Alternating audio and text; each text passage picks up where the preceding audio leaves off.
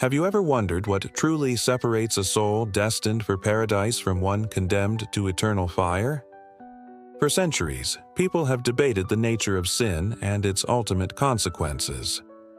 What if I told you that ancient texts and spiritual traditions point to 7 specific behaviors, 7 deadly sins that are said to pave the road to damnation? Today, we're not just talking about simple mistakes. We're diving deep into the spiritual abyss to uncover the 7 sins that could seal your fate. This isn't about fear. It's about understanding the spiritual laws that govern our existence.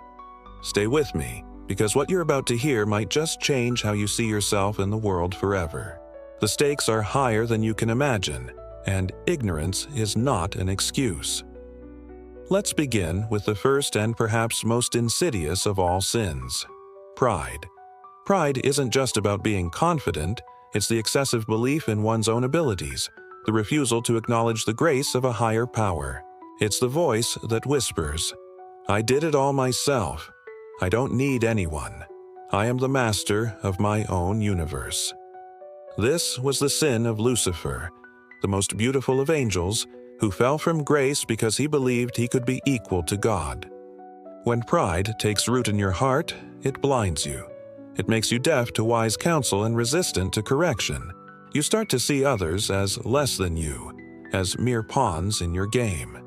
It's a spiritual cancer that isolates you, building a wall between you and divine connection. Think about it. How many times have you refused to apologize, convinced you were right, even when you knew you had caused pain? That's pride at work, slowly corrupting your soul, making it hard and unyielding. It's the gateway sin, the one that opens the door for all others to enter. Overcoming it requires humility, the simple and profound act of admitting we are not the center of the universe. Next, we encounter greed, the insatiable hunger for more money, more power, more possessions.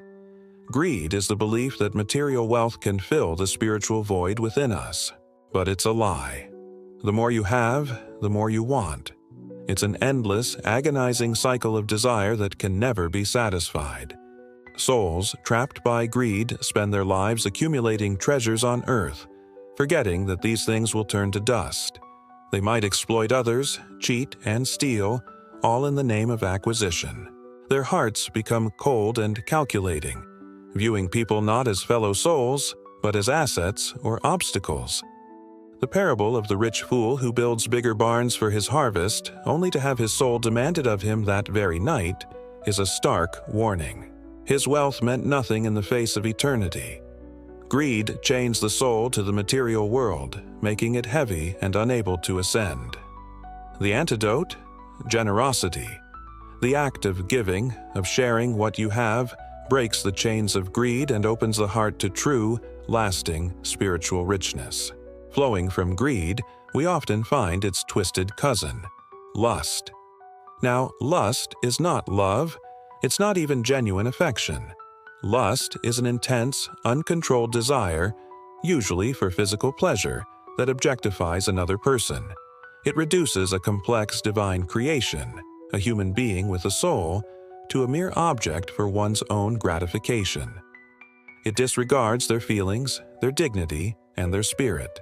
When lust takes control, it leads to a debasement of the self and others. It creates a powerful, addictive craving that can override reason and morality. It disconnects the sacred act of intimacy from its spiritual purpose, turning it into a purely selfish pursuit. This sin doesn't just damage relationships, it damages the soul itself, staining it with impurity and a desperate, gnawing emptiness. The world constantly bombards us with images that fuel lust, making it seem normal, even desirable. But true spiritual seekers know that the path to purity requires self-control and the cultivation of chaste love, a love that honors the whole person, body, mind, and spirit. Now, let's turn to a sin that poisons from within: envy. Envy is the bitter resentment you feel when someone else has what you want: their success, their beauty, their happiness. It's not just wanting what they have, it's being pained by their good fortune. Envy whispers that God has been unfair, that you deserve what others have been given. It's a destructive emotion that eats away at your peace and joy. Instead of celebrating the blessings of others, the envious soul is consumed by a silent, burning rage. This sin was behind the very first murder in biblical history, when Cain killed his brother Abel out of envy for God's favor. Envy turns neighbors into rivals and friends into enemies. It makes you blind to your own blessings, focusing only on what you lack. The life of an envious person is a living hell, a constant state of comparison and dissatisfaction. To defeat envy, one must practice gratitude. By consciously focusing on and giving thanks for your own blessings, you starve the monster of envy and fill your heart with contentment and peace. Close behind envy comes its explosive expression, wrath. Wrath, or unrestrained anger, is more than just fleeting annoyance. It's a furious, vengeful rage that seeks to harm others. When you let wrath take over, you lose control. You say and do things you later regret, causing deep and often irreparable damage to relationships and to your own soul. Wrath is a fire that, once ignited, consumes everything in its path: logic, compassion, and forgiveness. It leads to violence, hatred, and a desire for revenge that can fester for years, poisoning your spirit. Think of the destructive power of a single moment of rage. Lives can be shattered. The path of wrath is a path of destruction, both for the one who unleashes it and for those in its way. The spiritual remedy for wrath is patience and forgiveness. It's the conscious choice to let go of anger, to seek understanding instead of vengeance, and to respond with calmness and mercy. This doesn't mean being a doormat. It means choosing peace over war within your own heart. From the burning fire of wrath, we move to the insatiable pit of gluttony. Gluttony isn't just about overeating. It's the excessive indulgence in any appetite to the point where it becomes wasteful or harmful. It can be food, drink, or any other pleasure. It's the sin of too much. Gluttony signifies a loss of self-control and a prioritization of momentary pleasure over long-term well-being, both physical and spiritual. When you habitually indulge to excess, you are telling your soul that its needs are secondary to the cravings of your body. It dulls the spiritual senses and makes the heart heavy and sluggish. It's a form of slavery to your own appetites. The ancient desert fathers saw gluttony as a serious obstacle to prayer and spiritual clarity. They understood that a body weighed down by excess makes it difficult for the spirit to soar. The virtue that counters gluttony is temperance, or moderation.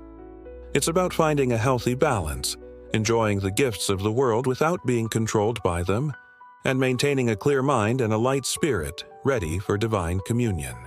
Finally, we arrive at the most paralyzing of the 7 sins: sloth. Sloth is not simple laziness. It's a deep-seated spiritual apathy, a carelessness of the soul that leads to the neglect of one's spiritual duties. It's the sin of not caring. The slothful person knows what they should do: pray, seek truth, help others, but they can't be bothered. The effort seems too great. This spiritual laziness is incredibly dangerous because it leads to a slow, quiet decay of the soul. Faith without works is dead, and sloth is the refusal to do the work. It's choosing distraction and spiritual numbness over the challenging but rewarding path of growth. A soul afflicted with sloth will drift aimlessly, disconnected from its divine purpose, until it finds itself hopelessly lost. It's a quiet descent into darkness, not with a bang, but with a weary sigh of indifference. The cure for sloth is diligence and zeal, a passionate commitment to your spiritual life. It's about actively choosing to engage with your faith, to seek God, and to fulfill your purpose no matter the effort required. So there you have them: pride, greed, lust, envy, wrath, gluttony, and sloth. These aren't just archaic concepts from a dusty book. They are real, powerful forces that operate in our lives every single day. They are the spiritual poisons that can corrupt a soul and, according to timeless wisdom, lead it down a path of eternal consequence. Recognizing them is the first step. The battle against these sins is the great work of the human soul. It's a daily struggle that requires awareness, humility, and a constant reliance on a higher power for strength and guidance. The choice is yours. Will you allow these 7 deadly patterns to define your destiny? Or will you fight for your soul, cultivating the virtues that lead to light, to peace, and to eternal life? The path to redemption is always open to those who seek it with a sincere heart. Don't let pride or sloth keep you from taking that first step today.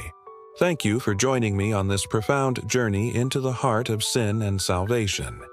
If this exploration has resonated with you, if it's sparked a desire for deeper understanding, please like this video and share it with someone who might need to hear this message. And don't forget to subscribe and hit the notification bell so you don't miss our future discussions on life's most important spiritual questions. Your journey matters. Let's walk it together.